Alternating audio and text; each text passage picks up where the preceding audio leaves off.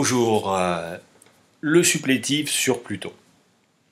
Planète ô combien mystérieuse et du fait justement de ces auréoles de mystère inquiétante. Alors au cours de la première vidéo, j'ai essayé de développer pour ramener une espèce de d'analyse objective de Pluton, qui donc joue son rôle de nettoyeur, de dépolluant, qui est là pour nous ramener à l'essentiel, vraiment, hein, l'essentiel de ce que nous sommes, l'essentiel en termes aussi de besoins pour vivre à la fois sur un plan personnel et dans le projet collectif, dans le dessein de l'humanité. Je dis bien de l'humanité, hein. C'est pas, comme je l'ai expliqué dans la première vidéo, Pluton est indifférencié, hein. Il nous ramène à notre matériau brut, premier. J'ai expliqué un petit peu pourquoi Pluton était parfois vu comme une planète difficile à vivre, qu'il y avait parfois des choses assez dures rencontrées au cours de son existence avec Pluton, parce que justement nous refusons souvent de lâcher prise au moment des injonctions plutoniennes ou de transit plutonien qui nous font vivre des expériences, rencontrer des situations ou des personnes qui vont activer le processus plutonien, le processus de mutation, le processus de transformation. Pluton a un rôle alchimique, quelque part, pour nous tous, hein. Il nous permet de transformer notre plomb en or. Le plomb, justement, c'est cette chose qui peut nous plomber l'existence, et donc Pluton vient, quelque part, nous aider pour nous défaire des cuirasses existentielles qui ont été jusqu'alors. J'ai expliqué aussi que les cuirasses existentielles, c'était un petit peu les couches des différents personnages que nous jouons dans l'existence, les personnages, les rôles sociaux que nous incarnons, que nous avons assimilés du fait des différents conditionnements reçus à travers les écosystèmes, les milieux socio-culturels, socio-économiques dans lesquels nous avons grandi, avec ses rites, ses us, ses coutumes, ses codes d'enseignement. Donc Pluton, lui, il enlève tout ça pour nous faire revenir à notre être primitif, à notre être essentiel. Nous souffrons parce qu'au moment des injonctions plutoniennes, qui nous invitent à devoir lâcher avec toutes ces choses, ces couches et ces couches superfétatoires, qui sont arrivées à un moment révolu et qui nous empêchent donc d'évoluer et d'être dans une authenticité sans phare. Ça, c'est vraiment Pluton. Donc, le rôle de Pluton aussi a un rôle un petit peu de faire apparaître les choses corrompues, si je puis dire. Quand je parle de corrompues, c'est qui du coup entache un petit peu notre personnalité de base, notre âme brute de base. Et donc, si vous voulez, Pluton ne représente pas la corruption en elle-même, mais permet de voir ces choses qui sont corrompues, et donc pour permettre de nettoyer et de ramener à une justice absolument intransigeante. C'est vrai que Pluton a un côté implacable, c'est-à-dire qu'il ne transige pas avec les faits, avec la vérité. Notre vérité suprême, notre vérité ultime, notre âme quelque part. Donc il nous reconnecte avec notre âme, avec cette énergie vitale princeps, et c'est plutôt une bonne chose, parce que du coup, ça nous ramène à des choses vraiment primordiales, essentielles. Ces choses-là qu'on va pouvoir aussi vivre dans notre vie. Les personnes qui vivent des transits plutoniens assez forts, assez majeurs, c'est souvent assez bouleversant, bouleversant pour les personnes porteuses de ces transits ou de ces moments un peu de transformation, mais aussi souvent pour l'entourage. Et en même temps, on ne peut rien faire, hein. Les personnes qui vivent ces moments-là, on ne peut pas les empêcher de devenir ce qu'elles sont fondamentalement. Elles peuvent tout à coup renoncer à tout. Je vais donner un exemple. Ça peut être par exemple une personne qui a un statut social remarquable, qui assume pleinement ses rôles de, de père ou de mère de famille, par exemple, de chef d'entreprise, qui peut avoir vraiment des atouts extraordinaires. Et au moment du transit plutonien, la personne peut tout envoyer voler, renoncer à tout. C'est la personne qui peut être par exemple, qui peut diriger une grande entreprise, qui peut avoir beaucoup d'argent, un statut particulier, et qui tout à coup renonce à tout ça, coupe avec tout ça et s'achète une cabane au fond des bois et va vivre dans une espèce de dénuement, avec un retour aux sources, un retour à l'essentiel vital. Ça, c'est des choses qui peuvent être très très plutoniennes, hein. Alors là, je donne un exemple un petit peu fort, hein, assez presque extrême, mais voilà, hein, les énergies plutoniennes, elles jouent sur ces tableaux-là, hein. On enlève justement les choses qui tout à coup nous apparaissent comme totalement insipides et totalement illusoires, totalement superfétatoires. Tout ça parce que ça participe des personnages que nous jouons, que nous avons décidé de jouer, ou qu'on a appris à jouer, ou qu'on nous a fait jouer du fait des conditionnements successifs que nous avons reçus.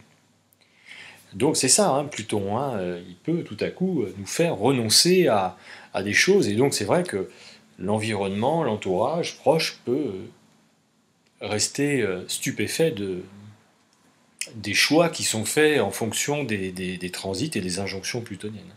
Il y a un espèce de dépouillement, de dénuement existentiel avec Pluton pour rapprocher vraiment de quelque chose d'essentiel, d'authentique et de vrai et de primordial dans les moyens qui vont être utilisés pour vivre. Et Pluton interroge, hein, qu'est-ce que j'ai besoin finalement pour vivre? Qu'est-ce qu'il me faut finalement pour vivre simplement, normalement, d'une manière la plus simple possible, la plus authentique possible. Et donc Pluton, il a tendance à enlever les choses. Et comme je le dis, les souffrances viennent du fait que soit les personnes acceptent de lâcher, donc elles vivent leur processus plutonien, quels que soient d'ailleurs les avis des uns et des autres, parce que comme je le dis, l'entourage proche peut ne pas comprendre et rester vraiment stupéfait. Donc elles vivent leur truc, en dépit de toutes les observations et les constats extérieurs, parce que de toute façon c'est plus fort que tout, c'est plus fort qu'elles. Le transit plutonien, il est au-delà de ce que nous pouvons intellectualiser. Voilà, il fonctionne vraiment d'une façon brute, d'une manière sans filtre. Il a quelque chose à voir avec le signe du Bélier, hein. D'ailleurs, l'astrologue américain Dan Rudyard faisait de Pluton le maître naturel du Bélier. Parce que le Bélier, c'est le premier signe du zodiaque, il a ce côté un peu sans filtre, fraîcheur de l'inédit, spontané, instantané de fonctionnement, un côté un peu enfantin, naturel. Donc on voit que ça se rapproche un peu de la définition plutonienne, enfin des définitions plutoniennes. Et quelque part, c'est vrai que de faire de Pluton le maître naturel du Bélier, dans justement cette immanence de l'existence première, eh bien oui, on est dedans, hein. Mars est une planète d'action, donc effectivement Mars va avoir ce côté existence physique au monde qui est propre à la naissance, donc au moment des premiers élans dans la vie, qui sont propres aux caractéristiques bélier. Mais en tant qu'énergie brute d'existence, oui, on est vraiment avec Pluton. Donc, Pluton, c'est vrai que c'est pas facile si on ne le comprend pas. Et comme c'est vrai qu'il a cette part un petit peu mystérieuse et nébuleuse, en plus il a tendance à agir un peu en souterrain, c'est-à-dire on ne le voit pas forcément venir Pluton, hein, à moins de pratiquer l'astrologie et donc du coup de voir approcher des transits majeurs plutoniens qui vont toucher principalement les planètes personnelles, parce que c'est là hein, que ça va vraiment avoir une résonance très forte dans son existence. Et également dans son énergie de vie, hein, donc dans sa santé, par exemple. Donc si on bloque le processus plutonien, on peut effectivement tomber malade, on peut avoir ce que j'appelle des dépressions, des décompensations physiques et aussi psychologiques. Avec Pluton, on peut faire des dépressions très fortes, hein, très profondes. Parce que justement, la personne a tellement vécu sous pression de devoir tenir ses rôles sociétaux, ses rôles existentiels vis-à-vis d'elle-même, parce qu'on lui a appris à fonctionner comme ça, et aussi vis-à-vis d'un environnement, d'un entourage, d'injonctions socio-culturelles, socio-économiques, éducatives, tout ce qu'on voudra, que tout à coup, pouf, ça vole, ça se dissout, ça se désintègre, ça, à la faveur d'un passage plutonien ou d'une énergie plutonienne qu'on porte déjà en substance dans son thème de naissance. Et donc à ce moment-là, la personne était comme une espèce de dissolution. Donc quelque part, c'est un petit peu comme si on était au pilote dans le cockpit d'un avion, et qu'on pilote cet avion, et que ce cockpit se dépressurise totalement. Vous voyez ? Donc il faut continuer quand même à garder les commandes de cet avion, mais sauf que, il y a un moment donné, peut-être qu'il va falloir revoir sa manière de piloter cet avion et s'adapter. Et puis c'est un moment de lâcher, quoi. Il y a un moment donné, il faut lâcher avec aussi vouloir absolument tout maîtriser, tout contrôler. Surtout que ce qu'on contrôle et ce qu'on pilote n'est peut-être pas idoine, n'est peut-être pas adapté ou plus adapté, n'est peut-être pas essentiel. Voilà, ça c'est vraiment quelque chose un mot sur lequel j'insiste avec Pluton, c'est essentiel. Revenir à l'essence hein, de soi et l'essence de l'énergie vivante, qui est universelle. Parce qu'avec Pluton, c'est la dernière planète du zodiaque. Là, on a franchi toutes les étapes antérieures et c'est la dernière étape qui vient nous libérer quelque part, qui vient nous nettoyer des scories et des choses totalement inutiles pour pouvoir rentrer dans une forme de vie, une forme d'existence universelle qui va nous rassembler et nous faire ressembler les uns avec les autres, quelles que soient les conditions sociales ou autres, culturelles de notre existence. Donc ça, c'est vrai que c'est pas facile parce que du coup, ça demande de lâcher avec des principes, avec des modes de fonctionnement qui nous semblent, comme je l'expliquais dans la première vidéo, tout à fait naturels, mais quelque part, quand on réfléchit, ces choses-là sont des costumes, sont des postures, sont des personnages. Et Pluton nous interroge, mais qui suis-je véritablement?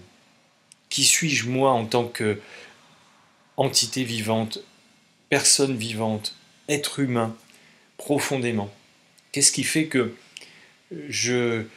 quelque part, je suis différent de certains de mes semblables et en même temps, je suis si proche d'eux?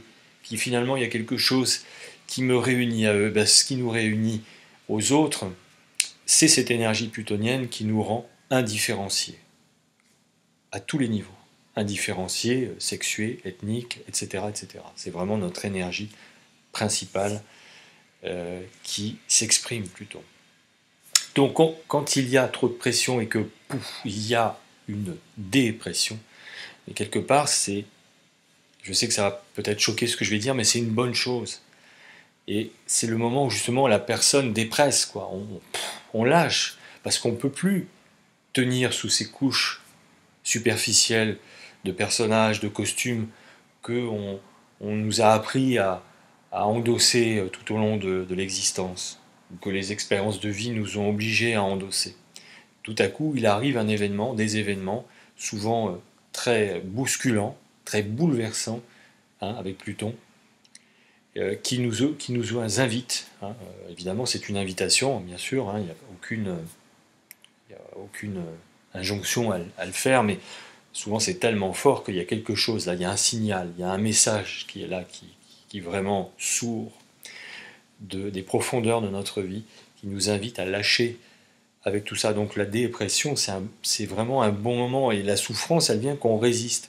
Donc dans ces moments-là, les thérapeutiques qui visent à bloquer la dépression, à bloquer le processus de dépression, donc c'est bloquer le processus plutonien, ben quelque part, il est contraire au rythme et au cycle. Il faut au contraire laisser cette dépression se faire. Alors quand je dis laisser, bien sûr, il ne s'agit pas de laisser les personnes s'effondrer ou de se laisser soi-même s'effondrer dans des états névrotiques ou morbides, bien entendu. Au contraire, il faut plutôt accompagner cette dépression. Et Pluton, il a aussi des vertus thérapeutiques. Les personnes plutoniennes peuvent faire de bons thérapeutes. On peut être accompagné justement par des personnes d'énergie plutonienne dans ces moments-là, qui vont nous aider à comprendre cette dépression et nous accompagner dans ce moment-là de lâcher et de laisser se dépressuriser soi-même pour enfin, quelque part, retrouver son image première. Et bloquer le processus, c'est bien effectivement, ou s'accrocher aux costumes différents que l'on croit être notre véritable personne, parce que c'est ça, on pense que les personnages que nous jouons sont notre véritable personne, alors que non, pas du tout. Et donc du coup, pouf, justement, avec Pluton, ça s'en va. Eh bien, c'est sûr que c'est souffrir, c'est s'accrocher à quelque chose qui du coup s'en va, se délite. Donc c'est pas forcément la meilleure posture à avoir dans ces moments-là. C'est au contraire, c'est plutôt d'accompagner ce mouvement et d'avoir le courage, ce qui est aussi une des caractéristiques de Pluton, l'audace et le regard et la posture simple et naturelle et intransigeante d'aller vers son soi véritable, son diamant brut initial, qui est le même pour tous. C'est retrouver son âme sœur, Pluton, son âme sœur intérieure, et aussi, ça peut être le meilleur moment à ce moment-là de matcher avec son âme sœur ou des âmes sœurs, puisque justement on est dans une matière brute de fonctionnement et que à ce moment-là, eh bien, on peut rencontrer quelqu'un ou des personnes, pas forcément, ça peut être des personnes, ça peut être des situations aussi qui vont tout à coup nous ressembler. C'est aussi le moment de se rapprocher et de connecter avec des âmes sœurs, justement, des personnes qui nous ressemblent dans notre unité, dans notre unicité princeps, notre unicité de base humaine et donc plutonienne.